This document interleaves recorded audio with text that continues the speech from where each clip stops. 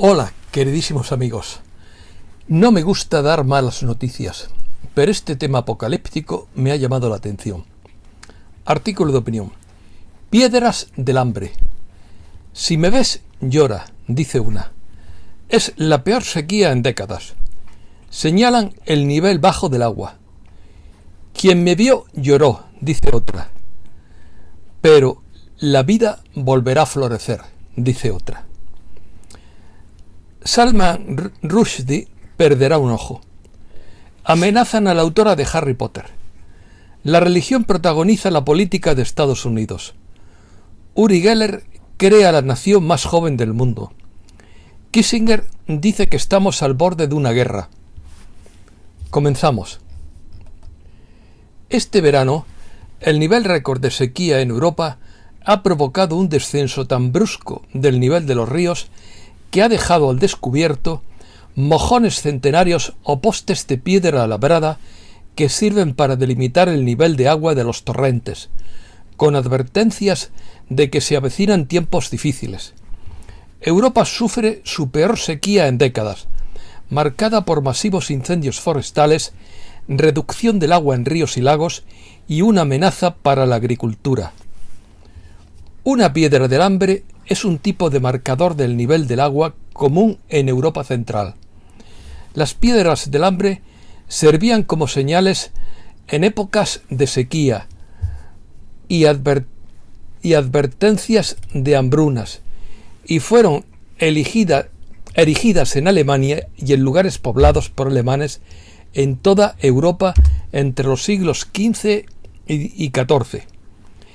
La semana pasada, el caudal de agua del río Rin bajó 7 centímetros. Días después, el descenso llegó a ser de 36 centímetros en una sola jornada.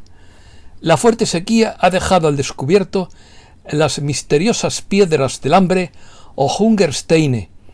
Es un término en alemán que hace referencia a unas rocas que fueron grabadas con mensajes en tiempos de antaño. Las piedras del hambre se han utilizado durante siglos, particularmente para señalar las sequías históricas y alertar a la población de sus consecuencias. Varias de estas piedras también están incrustadas en el río Elba, que va desde las montañas de la República Checa hasta el Mar del Norte, atravesando parte de Alemania. Otro ejemplo famoso se encuentra en el río Elba, República Checa, donde una piedra tiene grabada la advertencia, entre comillas, si me ves, llora. Algunas de las piedras que vuelven a ser visibles en el cauce seco del río llevan mensajes que datan del siglo XVII. Las advertencias talladas en ellas tienen un mensaje desalentador, entre comillas. Quien me vio lloró, el que me vea llorará. La vida volverá a florecer una vez que esta piedra desaparezca, y se aprecia en otros mensajes. Otras llevan fechas de 2002 o 2018 en referencia a las últimas veces que el nivel de agua bajó tanto que volvieron a ser visibles. Sin embargo, hay marcas que datan incluso de siglos más atrás. Algunas de las más antiguas tienen inscripciones ilegibles y son de 1417 y 1473. Estas piedras se incrustaban en el cauce de un río durante las sequías para marcar el nivel de agua como una advertencia a las generaciones futuras de que tendrían que soportar las dificultades relacionadas con el hambre si el agua bajara nuevamente a este nivel. Muchas de esas piedras con tallas u otras formas de arte fueron erigidas después de la hambruna de 1816-1817, causada por la erupción del volcán Tambora en 1815, que dieron lugar a un año sin verano. En 1918, una piedra del hambre en el lecho del río Elba, cerca de Dessing, quedó expuesta durante un periodo de aguas bajas coincidente con las hambrunas de la Primera Guerra Mundial. Lo mismo ocurrió en 2018 durante la sequía estival. Noticias del reseteo. Choques de la oferta, las materias primas y el dólar. Por Seth Carpenter, economista global jefe de Morgan Stanley. Las nubes de la recesión se están acumulando a nivel mundial. La economía china se contrajo. Estados Unidos registró una recesión técnica. El flujo de gas natural a Europa Occidental está restringido. En los últimos 3 meses hemos revisado a la baja nuestra previsión de crecimiento mundial al 2,5% anual en 2022. Nos acercamos a un escenario bajista. ¿Se viene encima una recesión mundial? Un cohete Falcon 9 pone en órbita otros 46 satélites de la red Starlink. Jeff Bezos, Bill Gates y otros multimillonarios están financiando una búsqueda de minerales raros enterrados bajo el hielo de Groenlandia para construir automóviles eléctricos y baterías. Uri Geller crea la micronación más joven del mundo con bandera, constitución e himno en su isla privada Lamp, del tamaño de un campo de fútbol, una de las 3 islas rocosas del estuario del Forth, frente a la costa escocesa de North Berwick. Geller también ofrece la ciudadanía y todos los ingresos se destinan a Salva el Corazón de un Niño, una organización benéfica israelí que trata a niños con afecciones cardíacas de todo el mundo. La religión está ganando el centro de la agenda política en Estados Unidos. Un hombre estampa su vehículo en llamas contra el Capitolio y acaba suicidándose. Mientras los agentes se acercaban a él, tras estampar su coche ardiendo contra el Capitolio, se disparó a sí mismo, según la versión policial. Más de 72.000 evacuados por el azote del tifón Meari en Japón. Taiwán detecta aviones de combate y buques militares chinos en sus alrededores poco antes de la visita de una delegación estadounidense a la isla de Formosa. Opina Kissinger, entre comillas: estamos al borde de una guerra con Rusia y China, por cuestiones que en parte creamos nosotros. El exsecretario de Estado cree que la situación se debe a circunstancias que Washington ayudó a crear, entre comillas, sin ningún concepto de cómo va a terminar esto o a qué se supone que conducirá. Quiero decir que puede que sea malo, pero no es tonto. Salman Rushdie perderá un ojo, tiene cortados los nervios de un brazo y el hígado también fue apuñalado y dañado. Pobre hombre. Rushdie sigue hospitalizado en estado crítico, pero ya no necesita respirador. La policía británica investiga amenazas a la autora de Harry Potter por su apoyo a Salman Rushdie. Auto se estrella contra un restaurante de Arlington y se incendia. 14 heridos. La justicia autoriza a Idaho a prohibir casi todos los abortos. El presupuesto de Joker 2 doblará el de la película original. La petrolera saudita Aramco bate récord en ingresos impulsada por los altos precios del crudo. Un incendio en una iglesia egipcia provoca una tragedia en la comunidad copta, que son los cristianos más antiguos del mundo, más antiguos que los romanos. El gobierno talibán disolvió con disparos una manifestación de mujeres en Kabul. El mundo busca cerrar por fin un tratado para proteger la alta mar. Crean una córnea de bioingeniería hecha de piel de cerdo que podría devolver la vista a millones de personas. Durante la prueba piloto, los 20 participantes a los que les fue implantada, 14 de ellos completamente ciegos, recuperaron la visión. Américas. México dispara la alarma y despliega el ejército al norte del país ante la escalada de violencia. Las autoridades mexicanas adjudican a un cártel la jornada violenta en Baja California.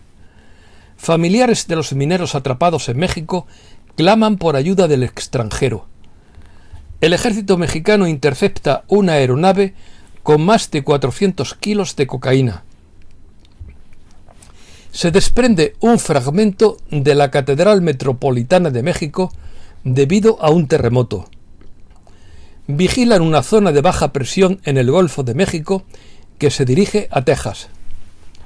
El programa Quédate en México puede acabar, pero no es el fin de los obstáculos fronterizos. Lasso declara el estado de excepción en Guayaquil tras un atentado con varias víctimas en el sector de Cristo del Consuelo. El mandatario ecuatoriano también ha ordenado trasladar un contingente de la Policía Nacional y de las Fuerzas Armadas para controlar las zonas de mayor actividad delictiva y atrapar a los responsables del ataque. Argentina enviará 7 toneladas de ayuda humanitaria a Cuba para combatir las consecuencias en el incendio de Matanzas. En Argentina, la semana estuvo marcada por alertas y protestas ante el aumento de la inflación, que llegó a ser un 7,4% en el mes de julio. Se trata de la mayor alza en los últimos 20 años, mientras el índice interanual se dispara al 71%. Ante este panorama, el presidente Alberto Fernández aseguró que su administración se está esforzando para resolver el problema. Líder de Sendero Luminoso resulta seriamente herido en un enfrentamiento con el ejército de Perú. También se comunicó el fallecimiento de 2 oficiales este viernes. Pedro Castillo promete justicia tras la muerte de militares en lucha contra Sendero Luminoso. Gustavo Petro encamina su programa de gobierno a una semana de asumir la presidencia de Colombia. Lluvias torrenciales en Venezuela dejan 1 millar de damnificados. Protestas en Caracas para exigir la devolución de bienes venezolanos retenidos en el extranjero. Se trata, entre otros, de las reservas nacionales de oro que están bajo custodia en Londres. Un terremoto de magnitud 4,6 sacude el sur de Perú sin causar daños. El presidente de Perú agradece el respaldo de Argentina, Bolivia, Ecuador y México.